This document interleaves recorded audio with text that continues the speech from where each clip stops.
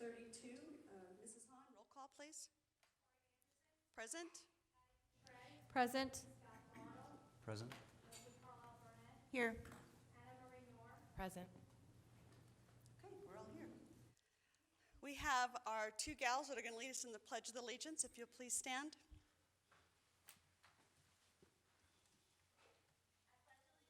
To the flag of the United States of America and to the republic for which it stands, one nation, under God, indivisible, with liberty and justice for all. Thank you. Okay, that brings us to adoption of the agenda. I have a couple of changes, or I want to ask you for a couple of changes. The Budget Committee update under 3C, I would like to move that to the work study so that board members are able to ask questions. And then in the consent, the meeting minutes, I would like to take those out of the consent agenda. It's 6B. Yes.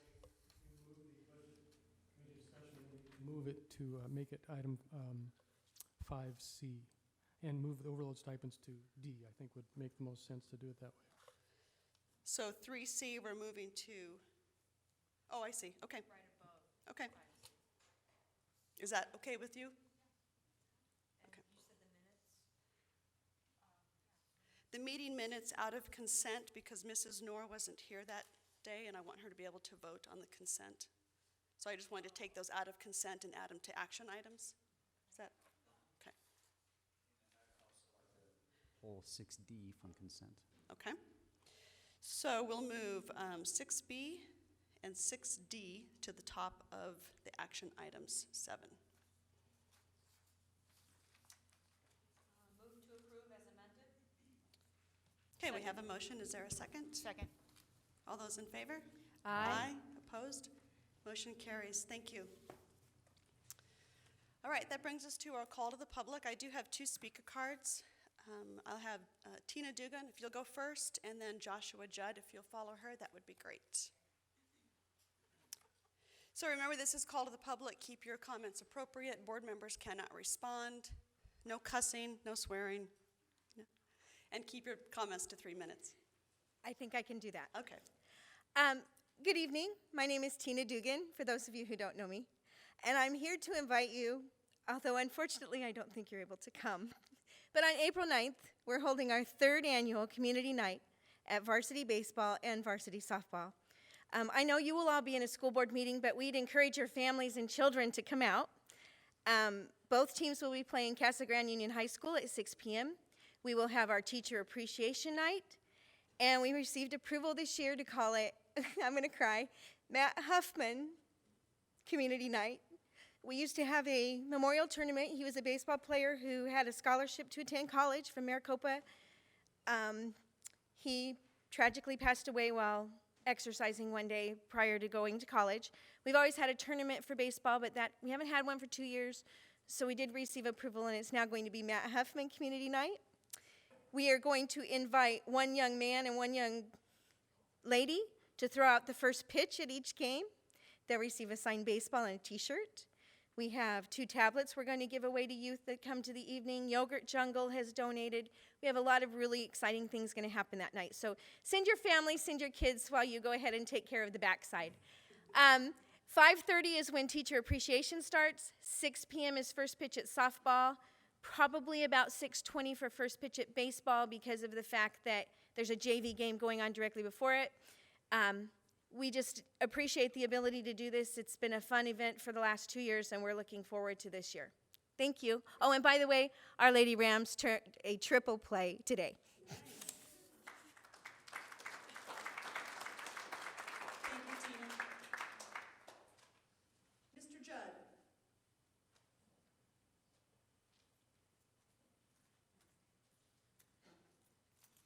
Good evening, Dr. Chestnut, board members. Just wanted to share with the public some of the important information that was going on with our budget and things that parents should be researching and taking a look at when it comes to the amount of money that's being spent on your children's education. Very recently in the House, They're debating the budget for going forward for Arizona. A large portion of that budget is going to directly affect the funding for Maricopa. $3.6 million that was set aside for us to convert to charters is going to be pulled out from under us. In the midst of working out how that $3.6 million was going to be spent, it can now suddenly vanish. I would like all of you to contact your representatives, Representative Quasman, Representative Smith, let them know how important that funding is to MUSD. Maricopa has done everything it's been asked to do as far as converting over to the charters in the way that it was laid out in the law. We've done everything by the law. As the law stated, we were expecting that money, and after going through the process, declaring that we were going to become charter schools, we are now finding ourselves empty-handed. I don't want to use the term bait and switch. I'll avoid that. But it seems like a hard pill to swallow. If you feel that way, then what you need to do is elect leaders that are promising you that the majority of the funding that's going to be available in the state of Arizona is going to go to the school system. They're not going to play games with your money at the last minute, that it's going to be their focus, that Arizona ranks in the bottom fifth of the country, educationally speaking, and that should be our biggest agenda in Arizona, is to fix that. Yanking $33 million the year before we can use that money is definitely not a way to fix that. Yanking Medicare at the very last minute is not going to help those individuals basically relying on that money. Those two items were the biggest items that have been suddenly yanked out of the budget. And if you thought that this, Maricopa getting its $3.6 million, we were not alone. There was $33 million cut out of the budget. It was the second highest figure that was yanked from the budget at the last second.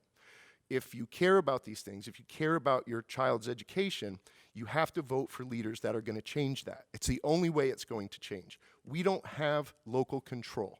We don't have local control of our budget. In a lot of states, that's different. We could be here tonight voting on a budget decision where we have local control, but we don't. We have to depend on our leaders to do that. That's why it's important that you vote for those individuals that are going to strengthen education rather than take away from it. Also, in connection with voting, voting for the overrides. When the city presents you with a vote for an override, when you vote for that override, we don't have to make decisions like cutting all-day kindergarten. That's something that would continue. Those overrides are required in order to keep those things functioning. So if you want that money for those programs, you have to vote for the override. You have to tell your friends and your family members to vote for that override. Schools don't function on wishes or dreams. They function on money. And that money is required to keep the wheels turning. So if you care about it, go out and vote. You're all here tonight, so obviously you care. Double down on that caring and go out and vote for it and make a real difference. Thank you. Thank you. Seeing there are no other speaker cards, we will move on with our superintendent's report. Dr. Chestnut. Thank you, President Anderson, members of the governing board. Several things to report on tonight. Spring sports in full swing, of course, including girls tennis and boys tennis. And we will start with Rotary Students of the Month, and I will turn it over to Alma Farrell.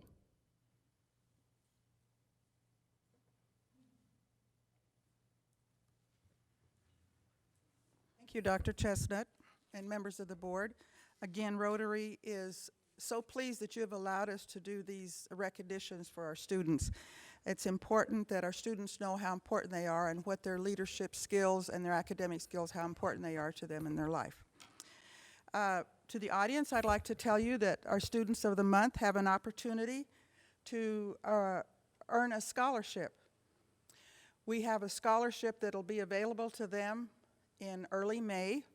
The scholarship will be based on writing an essay on the four-way test. As Rotarians, we follow the four-way test, which is, of the things we think, say, or do, number 1, is it the truth? Number 2, is it fair to all concerned? Number 3, will it build goodwill and better friendships? and the last one, will it be beneficial to all concerned? This is what we try to teach our students, to be leaders in our community. And students, so those of you who have been chosen tonight to receive this honor, you have an opportunity to write an essay for this. And we'll be forwarding that information to your principal that connects you with Rotary in early May. Okay, I also would like to thank the administrators, the teachers, and family members that are here tonight. As without your support, these students will not be able to grow and be the leadership that we want them to do. It's very important, and it's because of you that they're the great students that they are today. And I thank all of you as parents, a teacher, administrator, for supporting them. Thank you. My first student that I would like to recognize is Mackenzie Mathney. If she would come forward, please.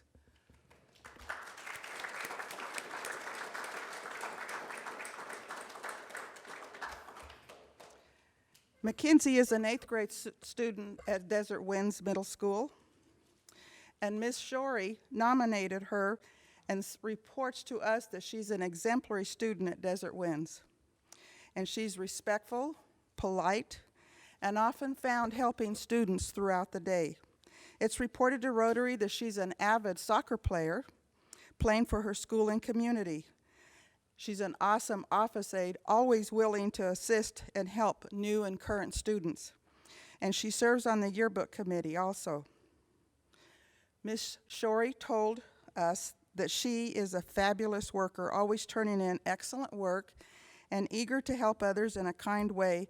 And she stated, "I appreciate Mackenzie's kindness and sweet nature, paired with her athleticism and academic excellence. That is a joy and will be missed at Desert Winds Middle School next year."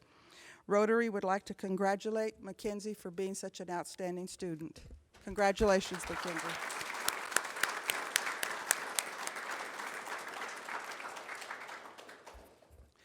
Our next student is Josh Hochter. If he would come forward, please.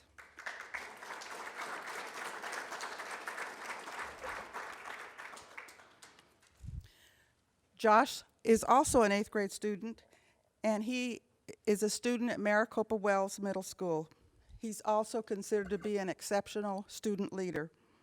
He's completing his 3rd year at Maricopa Wells, where he has been a great Panther, Mr. Abel reports. It's reported to us that he's consistently on the principal's list of honor roll students with a GPA of 3.9, and he's enrolled in honors algebra this year. His nominating teacher says he's a wonderful young man, very polite, focused in school, and a positive role model for his peers. It is recognized that he has participated in being a member of the football and baseball teams, and he was a first place award recipient in the science fair. He serves as one of Panther's newscasters for Maricopa Wells video announcements and participates in activities at the Maricopa Youth Center. Rotary would like to congratulate Josh for being such an outstanding student. Josh is the son of Cheryl and Jeffrey Hochter.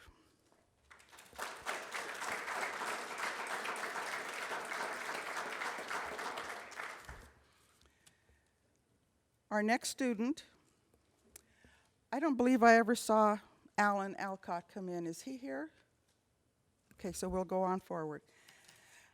Our next student,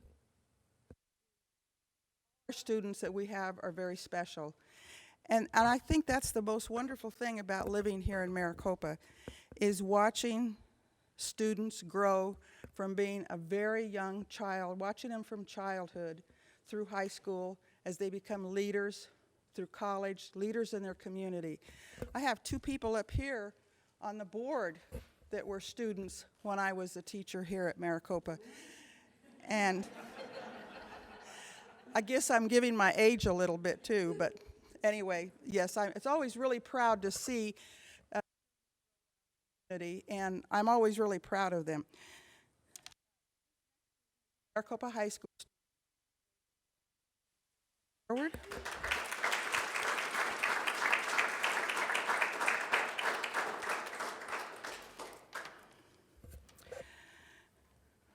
It is reported that Rosie is also an exceptional student leader at Maricopa High School.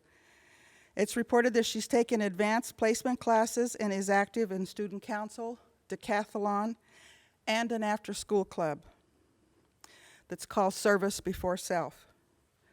She's also a member of the YOLC club. I don't know if you know what club that is, but I was curious, so I had to investigate. It's called Young Old Ladies Club. These girls have gotten together as a club, and they help with a lot of sewing tasks, any tasks that need to be done like that. And for a young person to be involved in something like that is, I believe, really exceptional. She's also has the potentiality, and we hope she's going to be a Rotary Interact student. Okay? She's also been a member of the varsity softball team for 4 years, and she finds time to participate in community events, and she's very active in Our Lady of Parish Church. As a matter of fact, she was recently honored and recognized by Bishop Kokonis in Tucson for the hard work that she has put forth in the teen program at Our Lady of Grace. Rotary would like to give our congratulations to Rosie for being such an outstanding student. Rosie's the daughter of Estelle Chavez.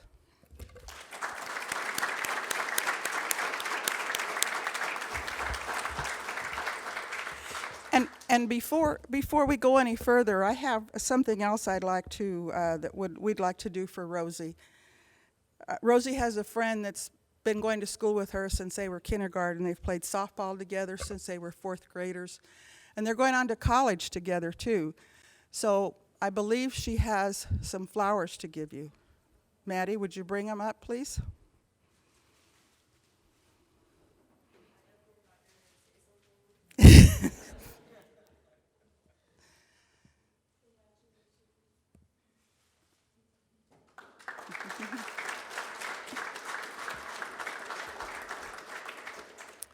Again, our congratulations to these students and to you parents, and thank you for being here. Your support is so important to your student, to your child. And for you administrators and teachers out there, you just don't realize what an impact you have on our students. Thank you also for being here.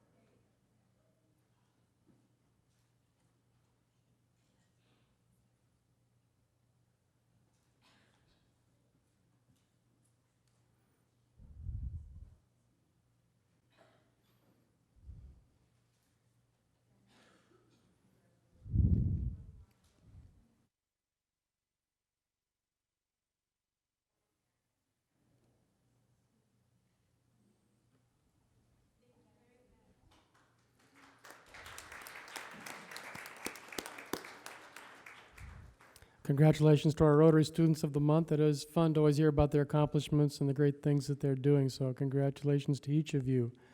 A few other things to report on tonight.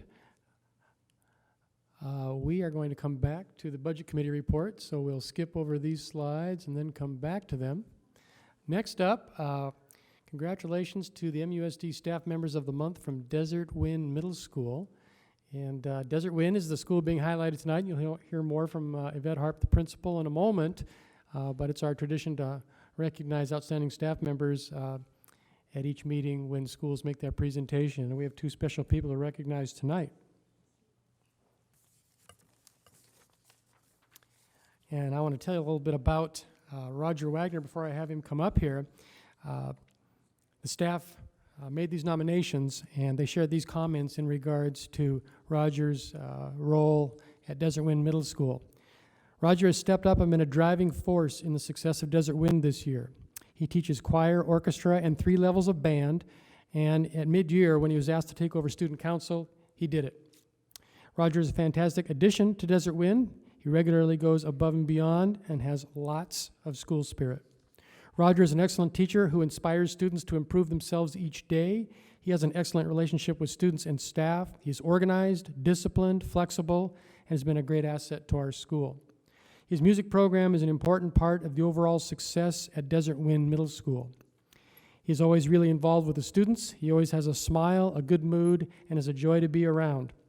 And Roger is always thinking what is best for our students and provides a fun and engaging learning environment for them. And all those comments, every single one of them came from fellow staff members, which is pretty high praise. And we know that Roger's doing a great job for us at Desert Wind Middle School. So Roger, if you want to come up, I have a certificate for you.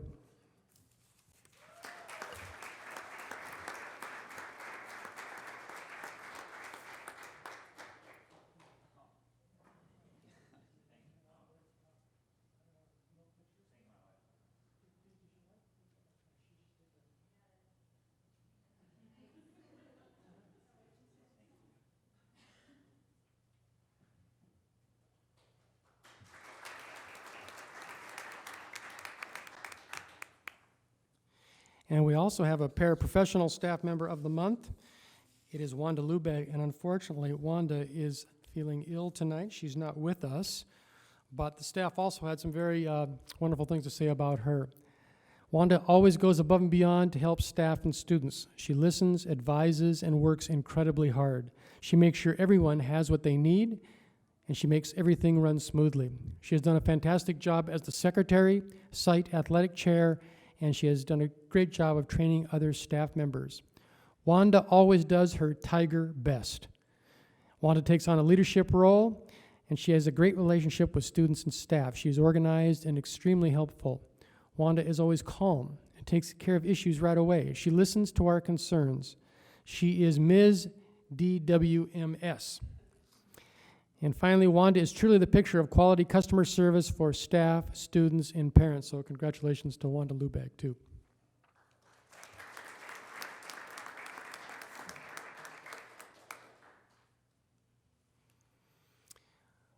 On the subject of Desert Wind Middle School, on March 18th, last week, I had the opportunity to announce to Desert Wind staff and in press releases that Renita Myers will be the new Desert Wind Middle School principal for 2014-15. And I know that Renita happens to be in the audience. If she could stand and wave, that would be very good.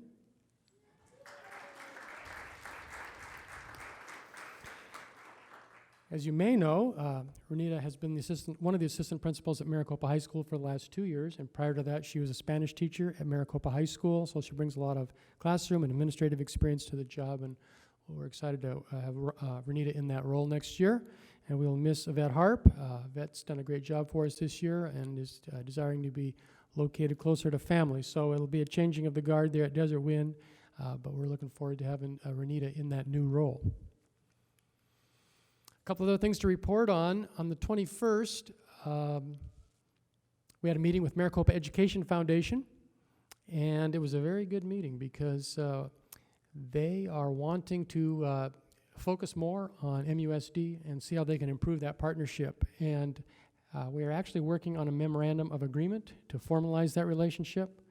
You know, we've asked the attorneys to look at that right now, but I hope to be bringing that to you in the next meeting or two to look at, and we think that partnership will be stronger next year and going into the future years, so looking forward to bringing that to you. That was a good meeting. On the 25th, yesterday, Mr. Rausch and I met with city staff. We haven't met for a few months, so it's not always a monthly meeting, but our goal is to have it be a monthly meeting. It was our first time to meet with the new city manager, Gregory Rose, and generally, Mr. Rausch, myself, and Mr. Beckett meet with city staff and just work on projects that we have in common, and there's a bunch of them, and it was a really good meeting, good discussion, and looking forward to having that meeting back on a monthly basis now that Mr. Rose is in place, and we have good partnership with the city, and we want that to continue. And one of the things we're working on, for example, I know Mr. Rausch has been working hard on the city use of gym space over the summer for Parks and Rec Department, one of many examples. So that's a good meeting to have regularly. And here's another example of that. We will once again provide shuttle bus service for the Salsa Festival, and the city pays the cost of the drivers and the rental fee for those buses, and it works out really well. I've ridden those buses before. when they do that, and that's a good partnership opportunity. Wanted to remind you that our academic focus process is moving forward, and I'm sure that you've been following this. That is that charter school funding is really in jeopardy right now. One of our speakers earlier spoke to that. The House of Representatives has not made a decision on district-sponsored charter schools, of which we have 6. As you know, we were in the first year of having charter school funding this year, and we used that year to develop our academic focus process. And I'm really quite proud of the fact that we did it at all 9 schools and not just the 6 that were charters. So we truly leveraged those funds to create a unique program at each school. And we want to move forward on that program even if charter funding is not available next year. We feel that we had 200 parents go through a series of 4 meetings at every school in the district to develop that academic focus, a lot of staff time, and we would like to launch this academic focus. And so a couple meetings ago, I brought to you the proposed budget of what we wanted to spend. It's less than $300,000. It still allows us to put funds into reserve, but I think it will allow us to launch the academic focus for next year at each school like we had planned. We're hopeful that the charter funding will remain and we'll be in good shape. If that charter funding is not available, we will still be able to implement that academic focus at each school, but it will go slower than we had hoped. But I do think these are worthy programs that we can continue. And I've been working with the principals on how to make that work. We made a few minor adjustments, just in case we don't get the charter funding, trying to be really wise on our purchasing this spring so that we can get the academic focus launched at each school. But that's our plan now. We are in the process of advertising these academic focus areas. We're doing a direct mail that will be going out in the next week or so. Our newsletter comes out next week, so we're just trying to get the word out there of the options that parents have. We do have open enrollment, and if you like academic focus at an elementary school that's not in your neighborhood, if there's room, we'll take you.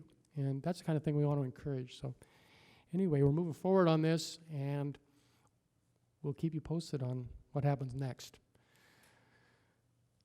And then, as you know, we have a strategic plan, 3 to 5 year plan that really outlines the 4 major goals that we want to work on as a school district.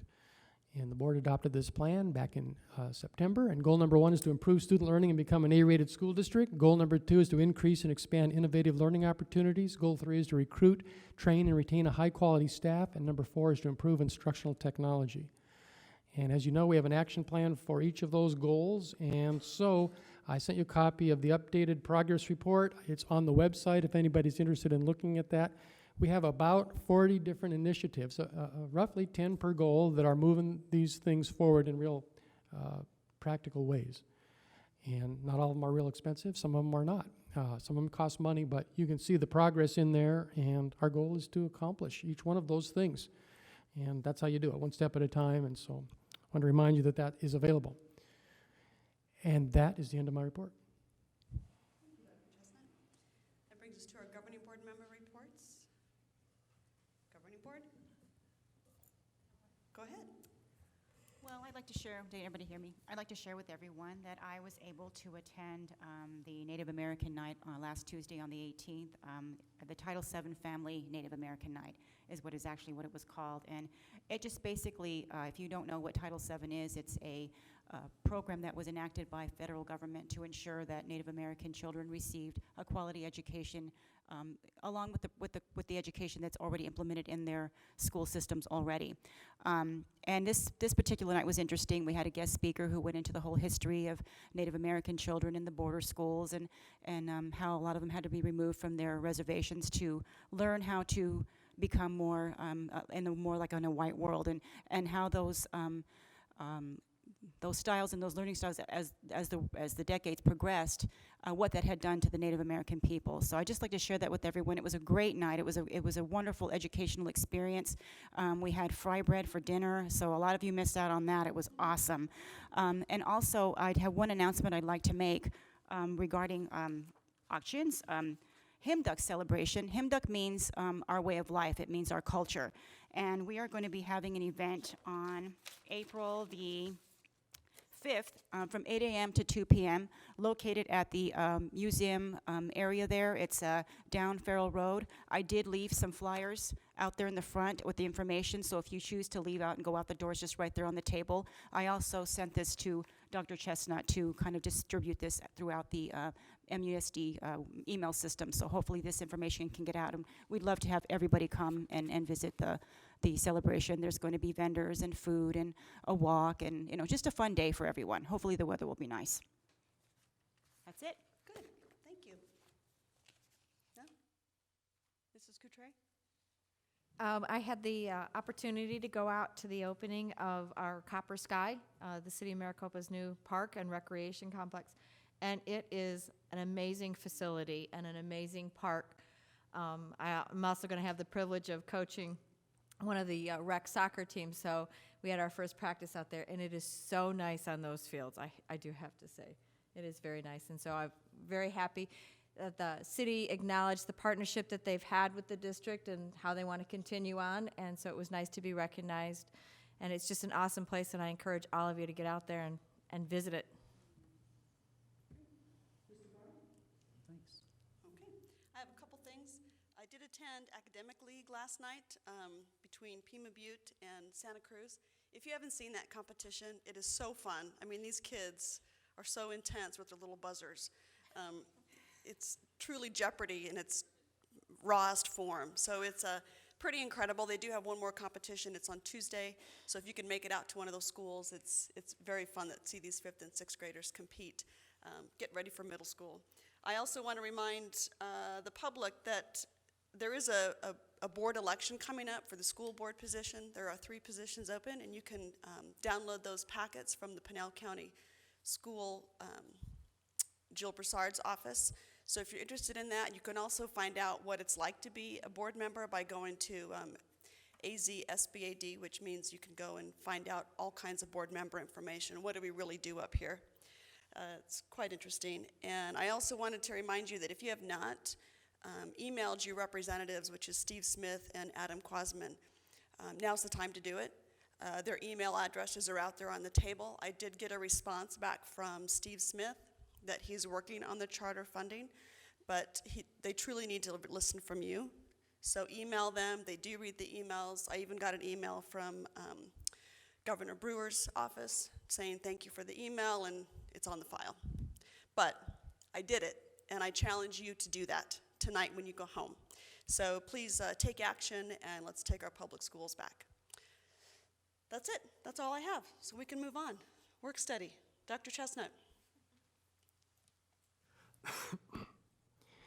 Next up, we have Desert Wind Middle School presentation. Yvette Harp is ready to go, and she has slides, so I'll turn it over to her.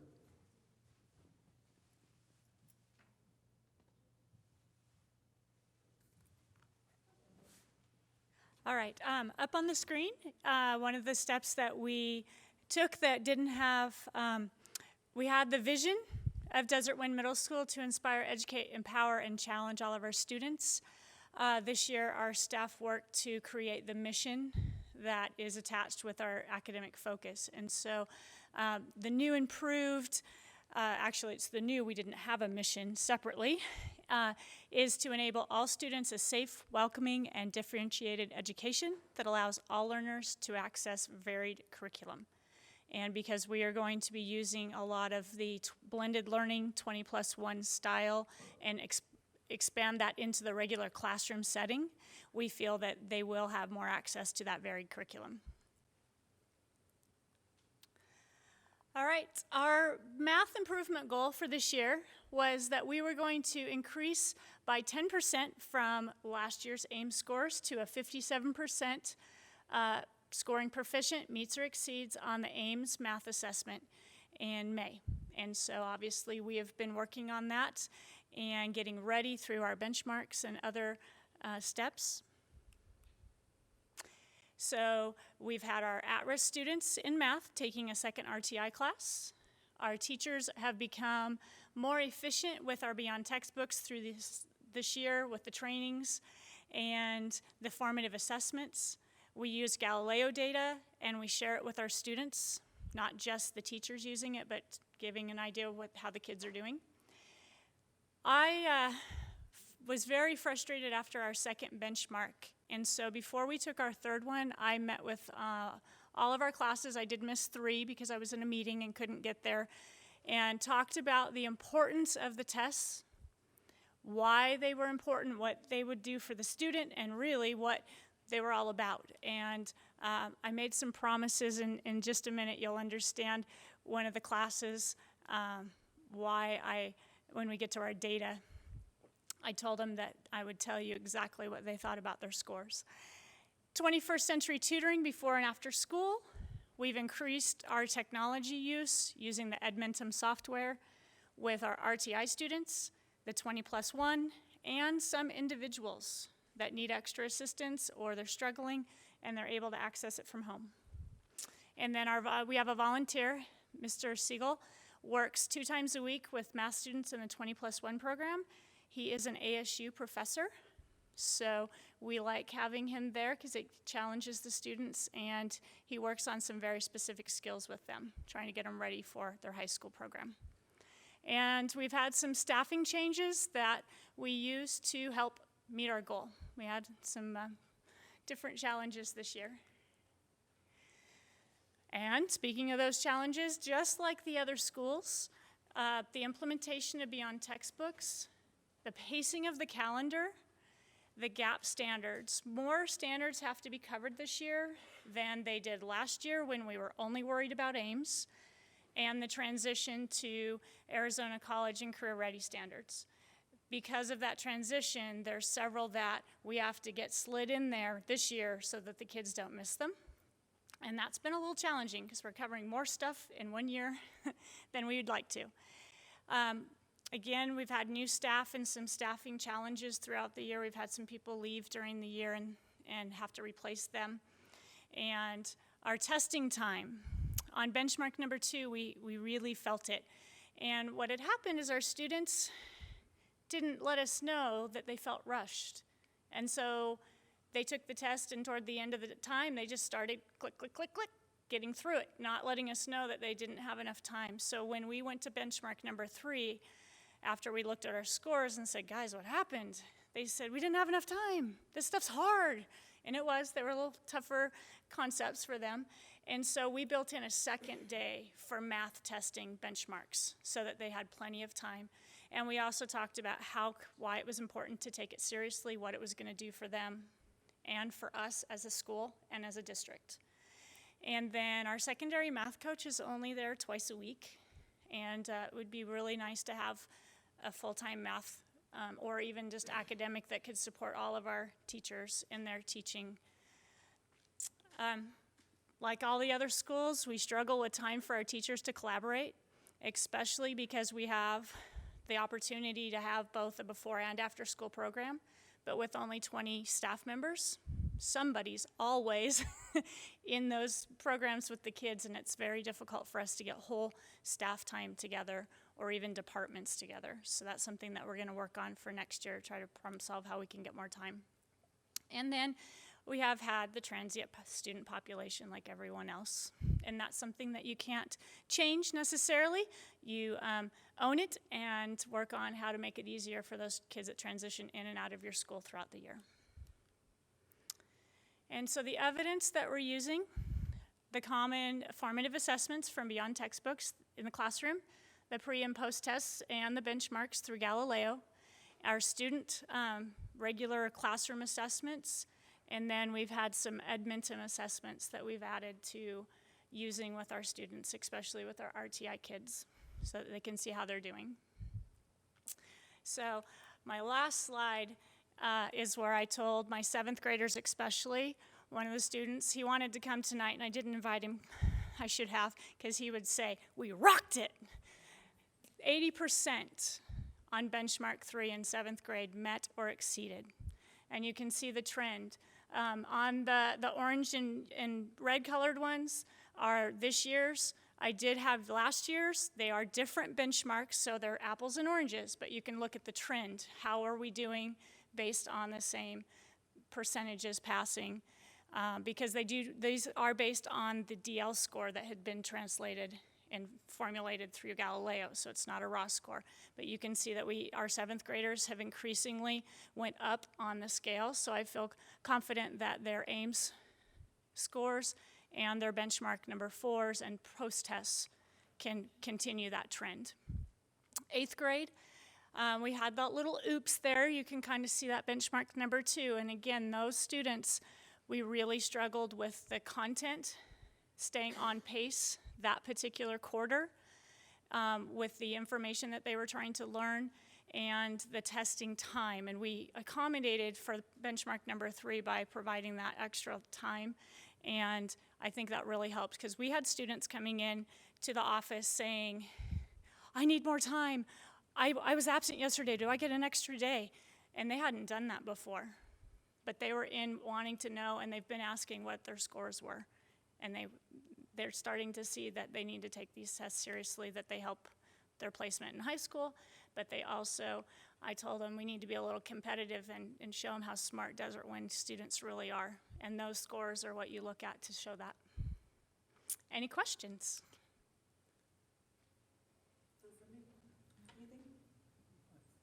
A couple questions.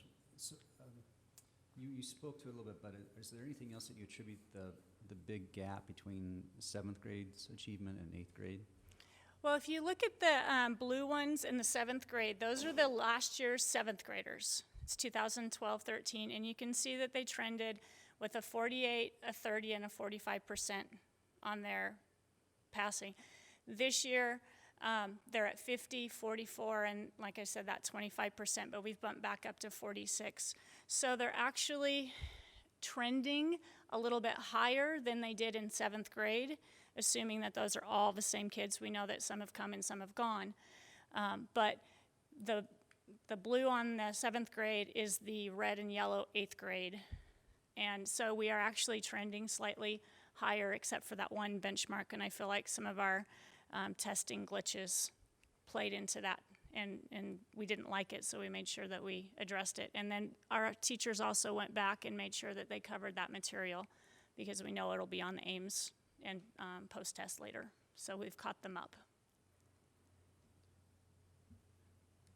Okay, so do you think that a contributing factor is this crop of 7th graders is smarter than the prior crop? And that doesn't make sense to me. When we're talking about a big group of kids, it's going to average out, right?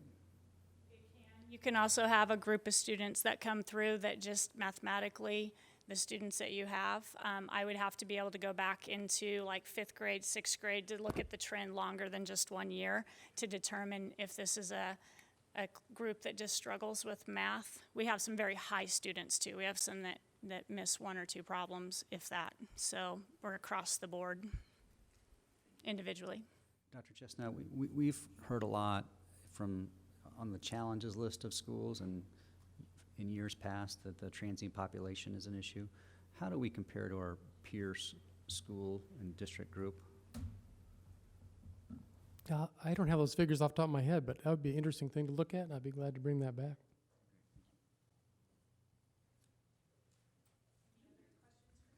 Seventh grade rocks. Actually, this slide will be shown by the teachers to the students, and I plan to keep them posted on their last benchmarks because I want them to realize that their efforts are appreciated because they're the ones taking the test. All right, thank you. Thank you, Mrs. Harb.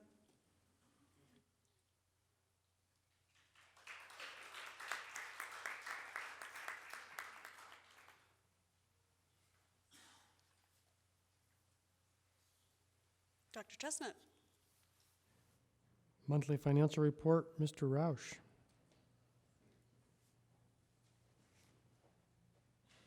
Thank you, Mrs. Anderson, members of the board. Dr. Chestnut, I want to present the monthly financial report. If there are no questions, I want to quickly go to the last pages of this document, but I'm happy to answer any questions about the monthly financial report before that. I don't have any questions. Okay, thank you. what we want to do is, since it's budget time and revenues and from the state are always interesting, and we want to share what we know. In all three budgets, there is a formula inflationary factor of 1.4%, and it's based on ADM and some other formulas in the every school district's budget. And it gets a little bit more complicated because this year, are we under the charter, public sponsored charter, or are we under last year's enrollment? So it's a little bit more complicated, but we can do some estimates. We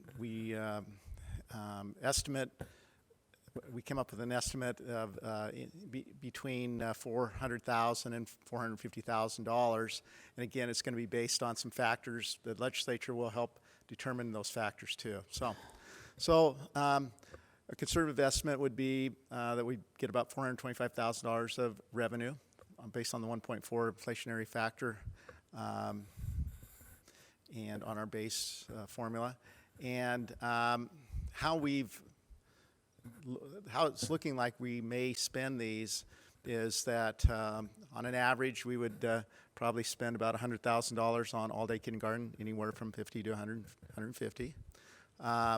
We know we have some increased expenses, and we think some of these kids will qualify for more revenues, but until we get that and go through the process, we won't know for sure. But we know this year and perhaps next year we have about $180,000 more of private day school special ed care costs, and those are schools outside of the district. We can't provide a public education for those students with our own staff at the level that we feel they deserve. So we bus them to private day schools. So that's about $180,000 increase this year. We also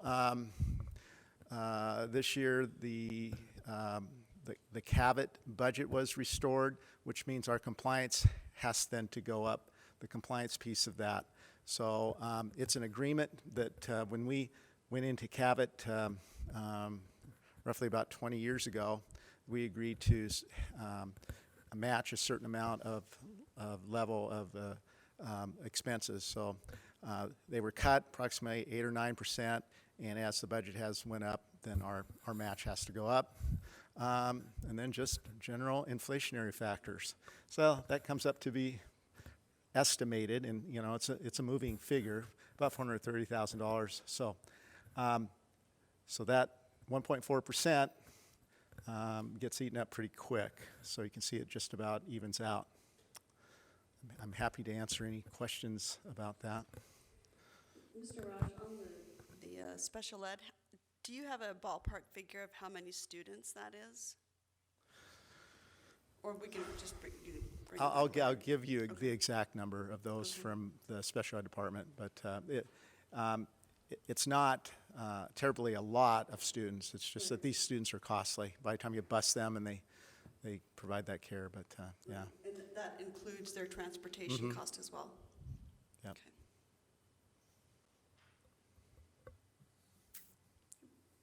Any questions? There's a point in time from a cost and student ratio that it makes sense to add additional services in-house? There are, and we've been working with that with an outside company, Menta. They would help with that particular process and bringing it in, and we may not have the staff, but they'd be able to train some of our staff. So that's one of the options that we've been looking at. On that general subject, you'll remember that a year ago we considered leasing space to Menta, which is one of the private day schools. They now have a facility in Casa Grande, so we bus 6 or 8 kids to that facility every day. Pretty long bus ride. We have been working with our attorney on a letter of intent to send to Menta to say, would you be interested in leasing space at Maricopa Wells Middle School? So we're very close to having that document ready for you to look at, and once that's ready, we'll give you a chance to look at that, and it's possible that Menta could be located here, which could save us some transportation money and build that partnership, make it better for our students. So there's 6 to 8 kids total utilizing that service, or? To go to our Okay. special ed department to get that information. I'll There are provide. 6 to 8 in Casa Grande in the Menta program. There's a large number of, there's several day school programs around the metro area that we take advantage of several of them. So I don't know the exact numbers either, like Mr. Roush said. Okay, thanks. I apologize, I didn't get the question to you sooner. It's my fault. And, get together with the special ed department and get that information to you tomorrow. Okay. Any Thank you, other- Mr. Roush. Any other questions for Mr. Roush? Okay, Thank you. you're welcome. All right. That brings us to 5C, our Budget Committee update. We're so excited.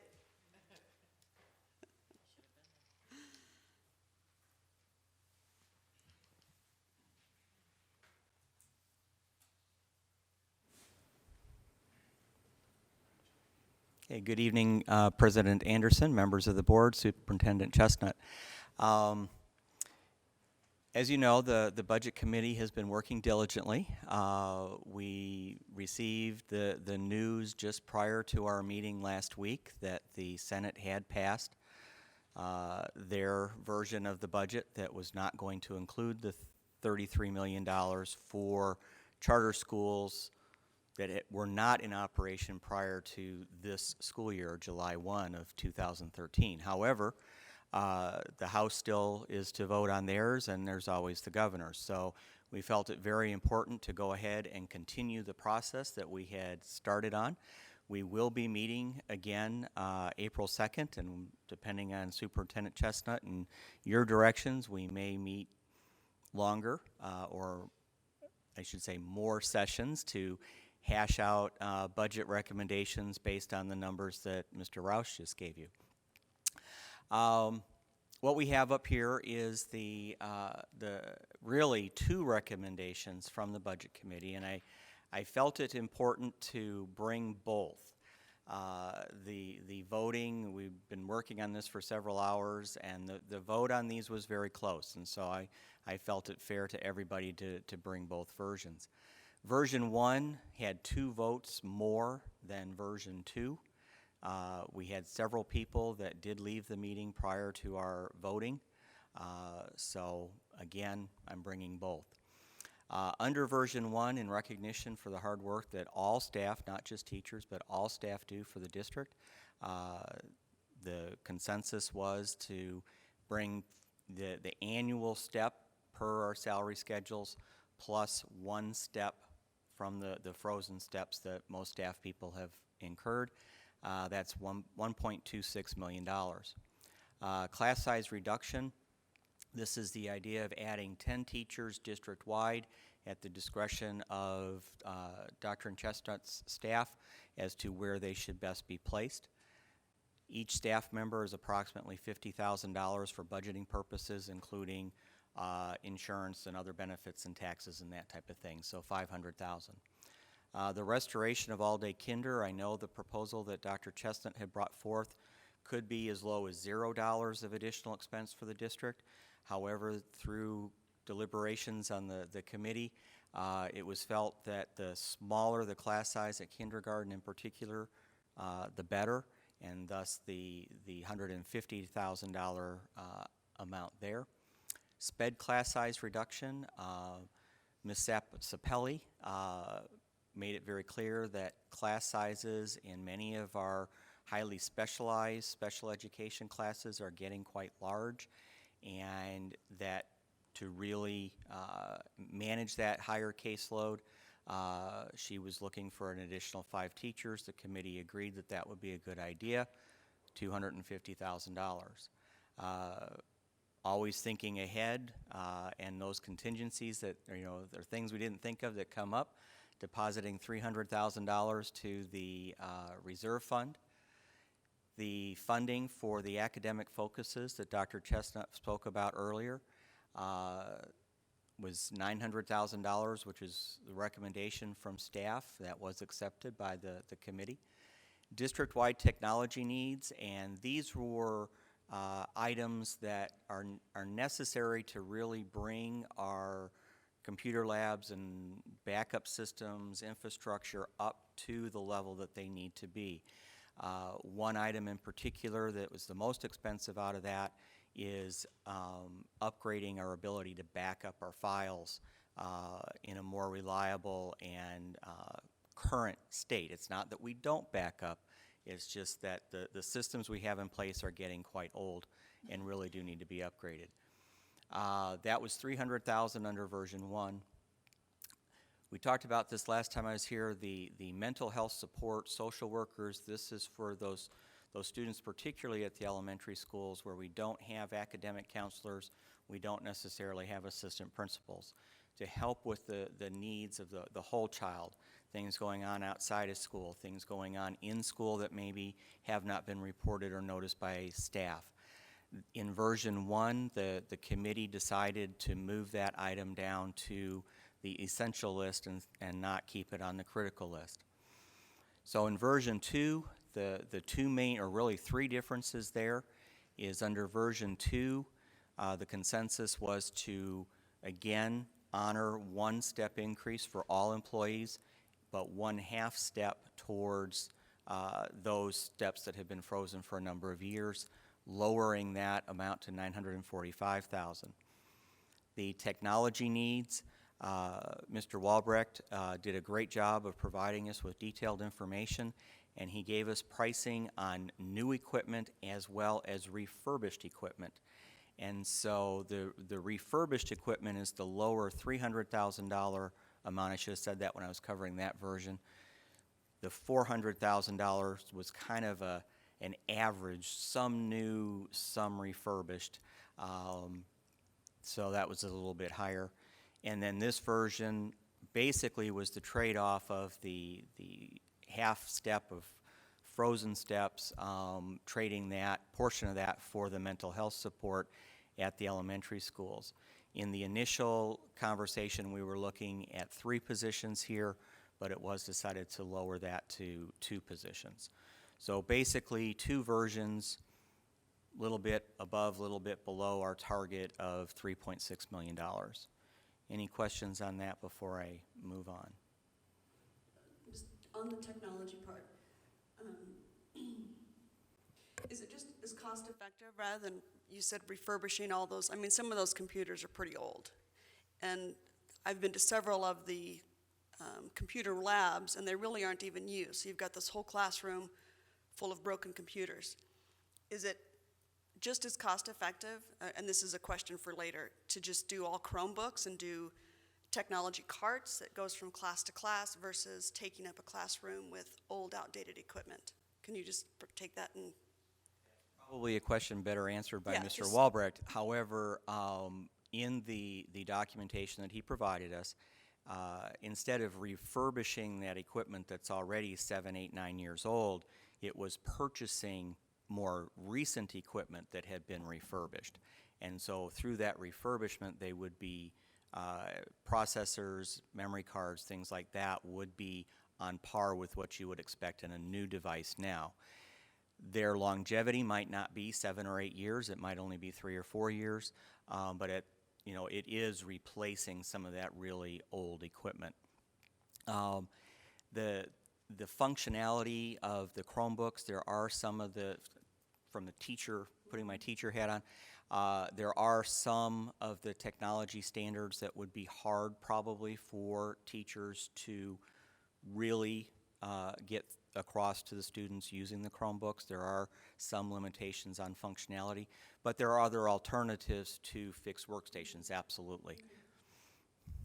And if I may add, part of the thinking when the Budget Committee was talking about the technology, Dr. Chestnut had pointed out that some of the site administrators might be using their site funds to also put towards their computer labs. So that was part of the reasoning for coming up with that dollar figure. Or supplemental parts and things like Yeah. that, yes. Okay. I'm sorry. On the funding for the charter focuses, the 900,000, that's not the money that the committees at the schools are currently developing a plan for, right? This would be new, Right, that'll be funding for next year. okay, Right, separate budget. separate budget. And so could that be, would part of that, I mean, it could be used for technology upgrades, obviously. Could it be used for staff for certain focuses, or no? We've been talking about that as we've gone through this process. What I ask principals to do is they're working on their implementation plan right now, is they have to spell out how they want to spend those budget dollars at $900,000 next year. I asked them to not include staff in that, but if they had staffing requests, to put that on the separate list. And so that stuff's due by the 31st, so I will have a good ballpark of what they would like to see in that regard at that time. What we're recommending, okay. The unfunded items, I've left these in the ranking order that the committee left them. So unfunded critical items that we just, had to eliminate was the expansion of the foreign language instruction. We were hoping to add one more teacher. Adding and then one more full-time TOSA for the elementary schools, so that all the elementary schools would at least have a part-time TOSA to help with administration, counseling, other types of things. Increasing the security positions at the high school from their current 3 to 4, and then adding a transportation coordinator for the transportation department. This was a position that had been lower on the list prior to our meeting last week, but it has been elevated. They're short-staffed in that capacity of being able to schedule and having somebody available to answer calls from drivers during the course of their routes, and sometimes all people are out driving is what we were told. Those items total $200,000. Unfunded essential items was increasing the current 6 part-time library aides to full-time at the elementary schools, increasing custodial staff across the district, deferred general maintenance that we've been putting off because of the budget items, and then also the expansion of music at our elementary schools. We were hoping to add 2 positions for that purpose.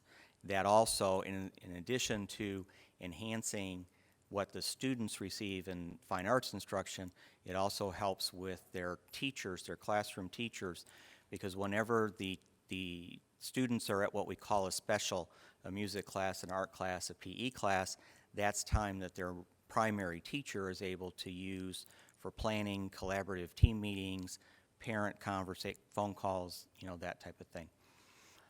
So the total of unfunded essential items was $560,000. The desirable items was the restoration of stipends for department chairs and club sponsors, adding another certified librarian for the district at the middle and elementary schools, public relations person or vendor, the mental health / social worker support at the secondary level, additional bus monitors, the restoration of the in-school suspension program at the high school, expanding the fine arts offerings or teacher staffs at the high school, restoring after-school transportation for non-athletic activities at the high school, adding after-school transportation, that really should say for both elementary and middle schools, a sub-finder coordinator. Sub-finder is the automated system our staff uses when they know they're going to be absent from work.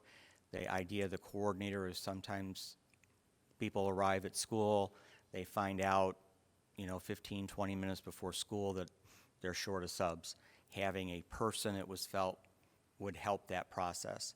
And then stipends for mentor teachers. These were stipends to pay to those most effective senior level teachers to help bring our struggling and or new teachers up to the speed that they need to be. Those items totaled $850,000. So here, in summary, the recommended version, I guess, is version 1, 3.66 million. The alternate version, version 2, 3.85, and then the unfunded items totaled 1.61 million. That's what I have. Any questions? All right, thank you very much. Thank you. All right, Dr. Chestnut, overload stipends.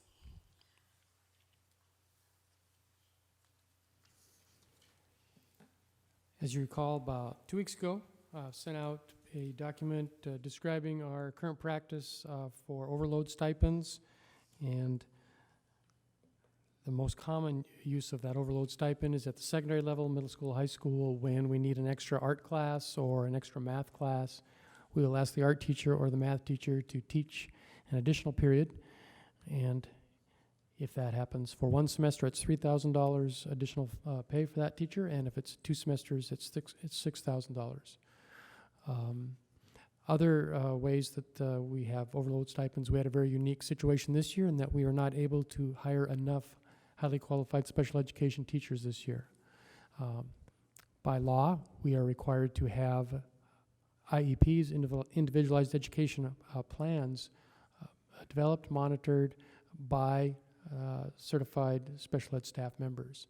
And so we had to come up with a plan to do that, and so we paid overload stipends to several teachers who had other responsibilities to take the extra time to do a caseload of 15 to 20 IEPs.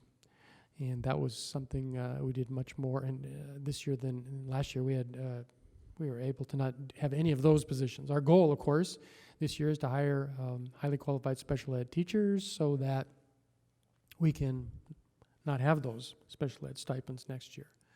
But that was another example of overload stipends. Overload, there's some other factors of overload too at the elementary level. We have a procedure that was spelled out in that document that describes pretty much the 4 things we go through when we are at the target number for 10 consecutive days. And it could include hiring a new teacher if we have large class size in a first grade, for example, or whatever. Could include hiring parapros. It could involve paying $5 a day per student to that teacher. So kind of take those situations on a case-by-case basis. That was the document and the overview of our process, and be glad to answer any questions. Questions? Go ahead. Thanks. Thank you, Dr. Chestnut. I really appreciate the overload stipend policy. A couple of questions I have, though, in terms of the differences between the secondary and the elementary overload stipends. I understand that they have to be different because of the different nature of the two schools, but when I do the calculations, an elementary school teacher receives $5 per day per student above the target level, but a secondary teacher receives a little more than $33 a day when they take on the extra duties. And so that seems to be a little bit unbalanced. And just to clarify, it's $5 per student per day, so if you add 3 over, it'd be $15 a day. We have high target numbers, and so we have large class size. We actually increased those target numbers by 1 last year because we had large classes, and we really couldn't afford to cover a lot of overload stipends at the elementary. So there's that factor. I think that if charter funding continues, we would all like to see class size go down, and I would like to have us, drop that target number, that trigger number by 1 at each grade span for next year if charter funding continues. And then I think the goal would be to ideally drop that by 1 student a year for the next 2, 3, 4 years so we can get that ceiling down. And with charter funding, obviously we will be able to hire additional teachers if that funding remains. And so we think that would be kind of a way to make some good progress on the issue. Thank you. And I would like to see those targets dropped as well. I think they're a little bit high. For instance, a K1 teacher would have to have 37 plus, probably 38, it's a decimal point, students in their class to be receiving the $33 a day that the high school and middle school teachers get for their stipend. And I think we all realize how we don't even have classes that fit 37 kids in elementary schools. So that's I don't see, that concerns me in terms of, making sure that our stipend policy is equitable across the grade levels. But I understand the issue of, we have limited funds. I would like to see the district look into a way to equalize the stipends across the board. And if we can't lower those targets to an actual number that makes sense, that you could actually fit the students in the class, look at when you're assessing stipends for middle school and high school, you look at the total number of students that a teacher has, not just if they're taking on an extra hour. And I think if you do that, you could maybe find some ways that you can equalize across all grade levels in terms of the stipends.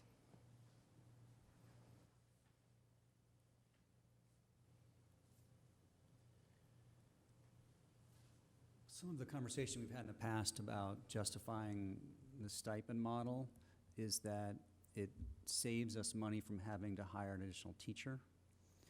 And I would like us to, I don't think that's a valid reason for a stipend. I think that it's okay if the district is able to reshuffle its resources and save money. I don't think we should be obligated to share those savings with staff person A necessarily. I think the point of the stipend overload, in my view, it's more aligned with the performance pay model, in that we are trying to reward people for going above and beyond the call of duty. And it seems to me that, and part of the challenge here is there's a logistical difference between the high school in particular, but the middle school and the elementary school. So it's more convenient, if you will, to provide a stipend for high school because of the way their schedule works than it is for elementary school students. And I think that contributes to the sibling rivalry, if you will, that we have from competing for those. And I think that there's, I'd like to see us maybe not just look at our current structure and see how we can tweak it, but maybe throw our current model out the window and start over and say, hey, what is our objective to this process? And maybe there's a different way that we can do it. Maybe it's whether it's part of a performance pay or whether it's a separate bucket, but whatever those funds are that we were going to dedicate to stipends, let's have those in a collective bucket, and at the end of the year we could have a bonus program based on those folks who went above and beyond the call of duty. Not necessarily have it as structured as we do today. And I'd also like to point out that we're paying our teachers to do this job. So to the extent that we can reward those folks who are going above and beyond and are providing exceptional results and have a higher burden, we want to do that. But in our contract, in the very first paragraph of our contract, it says, this is our teacher contract, teacher will be present and perform any and all assigned duties and understands and agrees that there will be occasions requiring teacher's presence outside of the regular duty hours for which teacher will receive no additional compensation. Basically says, we're hiring you to do this job, do your best. And we're not counting hours, and we're not counting kids, and we're not counting this or that. So I'd like to see us take a more global approach to the stipend issue in terms of how we reward folks. Dr. Chestnut, what do other districts, this continues to be an issue that comes up. However, with that being said, elementary is very different from secondary teaching. So having taught both, it's two different, you can't even compare them. can we look at can you bring back some information from other districts as to how they handle the overload? I think if teachers are going above and beyond, then they do need a stipend at some point. But can we take a look at that? Yeah, we sure can. I mean, this is a universal issue. It's a national issue. Every state has it. How do you pay elementary and secondary teachers in a comparable way that's fair and equitable? And so it's a very common discussion. And kind of like Scott was talking about, I think there's several layers to the onion. And honestly, I think it's more than just stipends and extra pay for extra work. I think it's really, I think the bigger issue even, maybe the foundational issue, is the salary schedule itself. And, Mesa School District is in the process of going to a base salary, and then you will get a new base salary. You won't lose any money from where you are, and then in future years, as Mesa has money, then they will do essentially a cost of living adjustment to that salary based on resources into the district. Casa Grande Elementary School District has a similar salary schedule, and I think that also is something that should be looked at as part of this system-wide look at pay. And I think it's a big project that we should look at. It's more or less how every private sector organization operates, right? It's merit-based pay. You do a good job, and you're in line for a raise. That's a good thing. I will say, I'll put my 5 cents in here. Unfortunately, the legislature and the state have put us in a position where money and pay is always going to be an issue. So until they fully fund public education, this argument is going to continue to happen. And so the funds to hire additional teachers that we've laid off in recent years, class size wouldn't be such an issue, and we wouldn't have the need for as many stipends, and we probably wouldn't be having this discussion. But we still have to work on the issue. One of the challenges, one of the opportunities you have through this process is to try to blend in all of our schools and all of our teachers into one program. We don't have a base pay. We don't have a salary structure that's different for high school teachers than we do for primary school teachers. We don't love one more than another. So I think that while there are differences in terms of teaching and role and schedule and all that sort of thing, I don't think those differences necessarily apply to this process that we're talking about. So I think that there's got to be a way where we can all get on the same team here and all be unified in a model. Yeah, my thought is that this is a big project. I think Mesa spent about a year looking and devising their new salary schedule system. I think it'd be a worthy project for next year. I think if we devoted 5, 6, 7 months to it, we could do it justice. And I think it'd be a good project to work on. is that something that Meet and Confer would be a part of? I mean, because I would like to hear from teachers as well as, Oh, yes, certainly. I mean, we're just beginning the discussion tonight, and it's going to take a while to think this through. My reaction is that it's a big project. I would think it would need a separate committee. You'd want representatives from all walks of life and all parts of our district, and I think you'd want to have a good cross-section. I think Meet and Confer committee will not go away, and they could certainly weigh in on it, but I think we could develop a committee that could do a good study and make some good recommendations.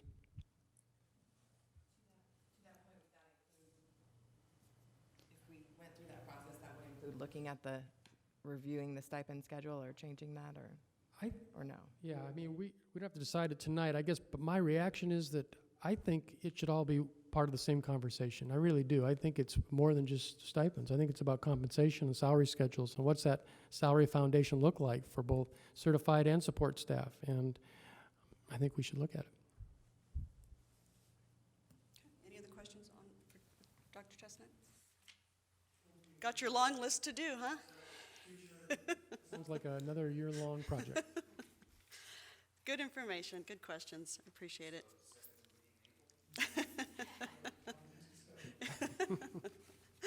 Good questions. All right.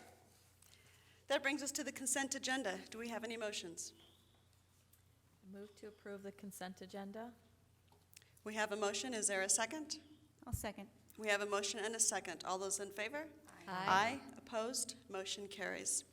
All right, that brings us back to item 6B that we pulled off of consent, and that is they approved the March 12 regular governing board meeting minutes. So, and the only reason I had pulled that off is because Mrs. Knorr was not here for that meeting. So with that being said, do we have any motions on that? So moved. Second. We have a motion and a second. All those in favor? Aye. Opposed? We have one abstention. All right, thank you. All right, 6D, Mr. Bartle, you had asked to have this pulled off. This is the approval of the classified work agreement, teacher contracts, related service provider contract, counselor contract, and administrator contract language for the 14-15 school year. Yes, on a couple of these contracts, there's some discrepancy, there's some inconsistency in the response time required, whether it be 5 days or 15 days. And so I think we ought to, if we're going to approve these items, we ought to do so contingent upon Dr. Chestnut clarifying that with our attorney, giving him the ability to do so. This already went to the attorney, right? But I think Mr. Bartle pointed out there may be, it's either a typo or a mistake or a contradiction that we do need to clarify, and we can do that. Didn't get a chance to get it done before tonight, but we can certainly do that pretty easily, I think. So do we need a motion to approve adding that you're going to clarify the dates, or do you need us to table this? We would appreciate approval tonight because we want to keep moving forward on getting contracts signed and getting people hired, and so we promise to fix it. Will that work for you, Mr. Bartle? So, yes, I move that we approve item 6D and giving Dr. Chestnut the latitude to clarify whether it's 5 or 15 days. Okay. All right. I'll second. We have a motion and a second. Any discussion? No discussion. All those in favor? Aye. Opposed? Motion carries. All right, that brings us to 7A, our HR schedule. Is that you, Dr. Chestnut? Are you Mr. Beckett tonight? I'm Mr. Beckett tonight. You'll be proud to know Mr. Beckett is off at a job fair recruiting teacher candidates, and he sent me an email today and said that he has some really good candidates. So we know that's an important part of this process, so we're glad that he's doing that. But I'd be glad to take any questions you might have on the HR agenda. I don't have any questions. We have a motion and a second. Any discussion? All those in favor? Aye. Opposed? Motion carries. All right, that brings us to 7B, discussion and possible approval of the salary step increase for 14-15. Dr. Chestnut. Well, we have an interesting dilemma that we have to discuss tonight, and that is how to move forward, not knowing what the state legislature is going to do with funding. And I explained this in an email to staff on Friday that we have to prepare a best-case scenario, which would be charter funding remains, and a worst-case scenario that charter funding goes away and really all we receive is the 1.4% inflationary increase that Mr. Roush sketched out for us tonight, which would probably be somewhere around $450,000. One of the things that we've been working hard to do is to be ready to fully implement our charter budget and funding and the ability it gives us to improve. And so that's the reason why we want teacher contract language approved, and that's the reason why this is on the agenda tonight as far as salary improvement.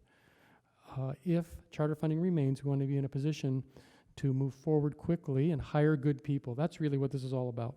We know that we could be hiring 10 to 15, depending on what the governing board finally decides, additional positions. Plus we have regular turnover. We have half a dozen positions that are open right now that we're recruiting for. And if you don't get out there early, then you just don't have as good a candidate. And so that's why we want to keep this thing moving forward. So you'll notice on the cover sheet that I recommended that we go with a contingent approval on a salary improvement for all staff. I recommended that it be a 1.25 salary schedule step. That's the experience step. Last year it was 0.75. And I'm recommending that as a starting point. If charter funding remains, it is possible that the board may want to go above 1.25. As Mr. Nielsen described earlier, the budget committee is recommending either 2 steps or 1.75. And that's something that we can consider in the future when we know what our charter funding will be. But there are several decisions. As you could see, there were different options, and, you know, it depends on how you prioritize those things, and we're going to have those discussions down the road. But we also need to be able to set our salary schedule. To be able to do that, we have to know what the salary step might be at a minimum contingent upon charter funding, so that we can bring to you a recommendation as to how many positions to hire. You know, the budget committee recommendation was, I forget the exact number, it was 10 or 12, something like that. That's the next big decision that would be on the next agenda if you approve this salary improvement tonight. So it's a little complicated explaining all that, but I think you get the idea that it's very much contingent on state funding. I checked with the attorney today. Could we pass a motion like that? She said, yes, we can. The motion should say it's contingent on charter funding, and we should reference the bill number, which is Senate Bill 1485 and 1488. If those charter funds are available, then we would implement.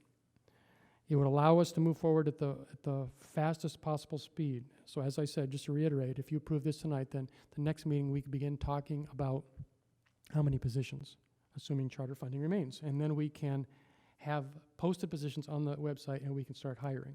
We're collecting applications now, and we think we're in pretty good shape, but we got to keep this thing moving forward to take advantage of the additional funds that we have. And hiring good people is the key. I mean, you all know that. Research is very clear. The main key to student achievement is a good teacher in the classroom. And so we want to get the best ones we can, take advantage of this charter funding opportunity that we hope will continue for us. Glad to answer any questions about that. Couple of questions. Dr. Chestnut, if this is approved tonight, does that mean that the contracts go out to the teachers now, or is this just new hires? We would use this language in teacher contracts. And in the contract, it would also say contingent upon charter funding approved by the state legislature, et cetera. So, yeah, it's going to be a little different language, but Contracts go out sooner rather than later for our returning teachers. I mean, you're trying to budget for how many teachers you're going to be hiring, and until you send those contracts out to our existing staff that you're going to offer the contracts to, you won't know how many of them are going to come back.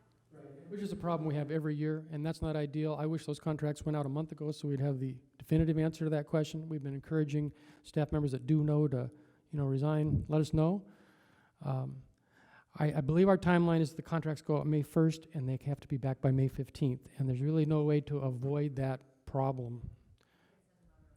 Well, I think we can try, but given our current date, if we get them out 2 or 3 days earlier than that, that's probably about as good as we can do, yeah. This is earlier than last year. Baby steps. I want big steps. All right, any other questions for Dr. Chestnut? Okay. Any motions? I wrote down the language if you need to. Yeah. Did you have it? No, I don't have the language. Before go. we make a motion. Go ahead. The Senate bill numbers that you're referencing are specific to the budget that's... Okay. School funding, yeah. Whether or not they're going to make it, roll it back to July of 2013. It's the state budget that was approved by the Senate that is now at the House, Yes. right? So, Anna Marie's our resident expert on this, but I question whether it makes sense to include that in the motion, in that if the House says, we don't like your budget, and they create their own budget, then it becomes a House bill? I see your point, because the House is now considering the Senate budget, the Senate bills, which are referenced, the same bill, and the House could amend it and reinstate the charter funding, which we're hopeful that they do, and then those bills would be great. So I think what you would say is the bills, 1483 and 1485, I believe, 85 and 1485 and 1488, as passed the Senate, and then that would mean that the bills without the charter funding, when they get over the House, if they get amended, those are as passed the House, and it's a different bill. I mean, that's how they change that. So you could say those bills as passed the Senate. So to make sure we're in the best position to move forward and not get our wires crossed because we're trying to be so detailed, can we not just say assuming that our funding stays as budgeted, as planned, as promised, what have you. If our charter funding does not change, then we proceed in this regard. Does that make sense? Couldn't we just add it that, per the Senate or the state passed budget, that That's fine. I just charter want funds are to try contingent to make on- sure that we don't put ourselves in a position where, because of a technicality, we can't move forward. Right. That's all. So the attorney said we need to say contingent on charter funds. That was her recommendation.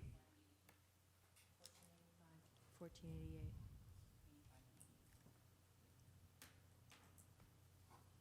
Is that, are you good with that, Mr. Bartle? I can't argue with the attorney. She's not here, so have at it. Okay, I'd like to make a motion then. Okay, so do we have a motion? Okay, go for it. I motion that we approve the salary step increase for 2014-2015 as presented, contingent upon the charter fund in bills 1485 and 1488 as passed the Senate. Okay, we have a motion. Do we have a second? I will second. Any discussion? Okay, all those in favor? Aye. Opposed? Motion carries. You have a step increase. For today, yeah, we'll see what happens in the legislation tomorrow. All right, we are to item 8. Do we have a motion to adjourn? So moved. Second. We have a motion and a second. All those in favor? Aye. Opposed? Motion carries. We are adjourned. It is 8:03.